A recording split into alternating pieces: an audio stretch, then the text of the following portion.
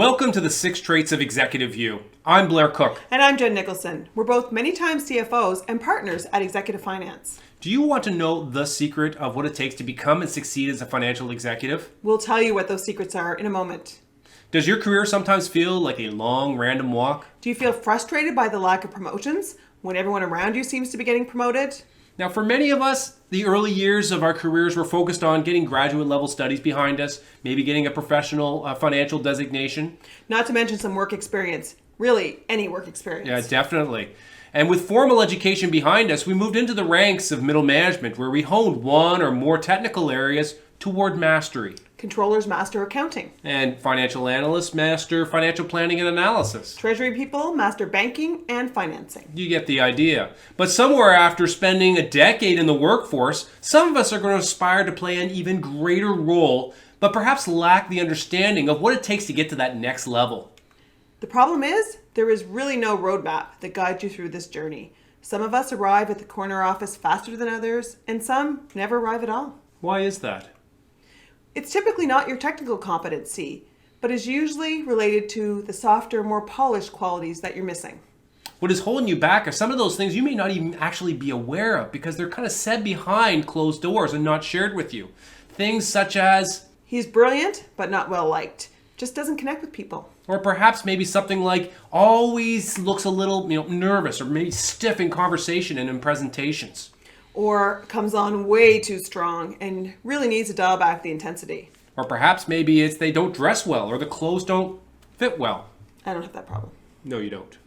Or perhaps they're easily distracted and go down into the weeds with far too much information. Very common challenge for many financial professionals.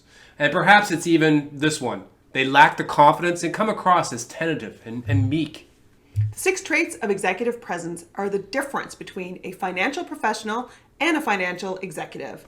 For a financial executive, It's accepted and expected that you have mastered your technical competencies. it's also assumed that your enabling competencies are well honed. What will ultimately differentiate you is how you demonstrate each one of the 6 traits of executive presence. Credible leadership is changing your mindset from what's in it for you to what's in it for others. Having a vision and sharing it broadly. Establishing and maintaining the highest levels of integrity and trust in your organization. If you listen to us this far, we believe you are a self-motivated financial professional and are looking to accelerate your path to the corner office. Join us now to learn more about the ways to demonstrate credible leadership. You can't have a program on executive presence without a discussion of leadership, because all great executives are great leaders. Leaders are not born, they are made. Much has been written and studied about leadership, but we believe that each of us develop our own style of leadership and make it suit different situations. But there are some universal principles that underpin leadership in a financial context that we want to look at and share with you in this course. Credible leadership is one of the 6 traits of executive presence for financial executives. And many of you may not believe that financial executives have much of a role to play in leadership. After all, financial executives are responsible for running the so-called back office, and the CEO is the true leader of the organization. That's a very, very narrow view of the modern finance executive. Progressive financial executives see their own leadership as every bit as important as the CEOs, not only in spanning their own team, but across the organization and beyond. Notice how we slip the word credible into this trait. While credibility is important for all executive, it's certainly heightened for that of the financial executive. Credibility is a financial executive's most valuable personal attribute. When you've got credibility, your role as a financial executive often becomes one of a strategic advisor. However, when your credibility is perhaps immature or lacking, you're likely perceived as a manager of the back office. 2 entirely different roles. Now, let me give you a brief preview of the course that we have in store for you. In the first lesson, we're going to explore the transition from being a highly competent manager into one of a highly credible leader. In the second lesson, you're going to better understand the leadership effect and why it's important. In the third lesson, you will learn more about true leadership and its full potential. And in the final lesson, we're going to look at how you develop your executive presence through credible leadership. Are you ready to get started? I am. Let's go. In this first lesson, we're going to articulate a definition of leadership.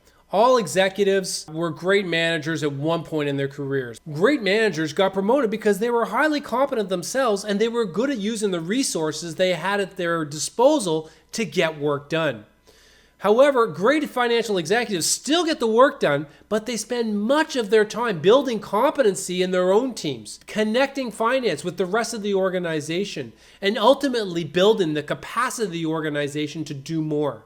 Let's spend a few minutes comparing and contrasting these differences between being a manager and a leader. Now, Casey Stengel, a Hall of Fame baseball manager, once said, "The key to being a good manager is keeping the people who hate you away from those who are still undecided." While that might be a little bit humorous, he also, though, said that finding good players is easy. Getting to the play as a team is an entirely different story. These quotes depict the challenges of managers. Managers need to find ways to win every day using the talent that they've been given. They work around obstacles and they find ways to deliver. Now, leaders, on the other hand, think about ways to get alignment with all the players. Stephen Covey, a longtime management guru, described management as the efficiency in climbing the ladder of success. On the other hand, leadership determines whether the ladder is leaning against the right wall. So leaders begin by asking questions of why, whereas managers ask questions of what and how. Covey also said that effective leadership is putting first things first, whereas effective management is the discipline in carrying it out. So leaders think about the ordering of things. They prioritize. They continually assess the most valuable use of resources. Managers don't typically have that degree of latitude. Instead, they focus on execution. Now, Jen and I spent a lot of time as we were building this course thinking about our own perspectives of leadership. I think when you become a leader, you aren't afraid to surround yourself with people who are smarter than you. And it can be threatening to hire someone who may be more competent than you in accounting or finance. But as a leader, you realize that's exactly the right thing to do because that's what makes the organization stronger. Becoming a leader happens when you begin to let go of that technical and analytical detail of your work and allow someone else to perform that work. A leader's focus shifts from doing the work themselves to hiring and developing highly competent people to do the work on their behalves. And it's a difficult shift in mindset for many new executives who are previously, say, the controller and very comfortable with preparing financial reports and suddenly find themselves accountable for so much more. Leaders are also different in how they accept the obligation of leadership. Leaders instead think of themselves as accountable, whereas managers think of themselves as responsible. There's a big difference between being accountable for something and being responsible for it. The buck stops with someone who is accountable. You put your job on the line every day when you're accountable for the results.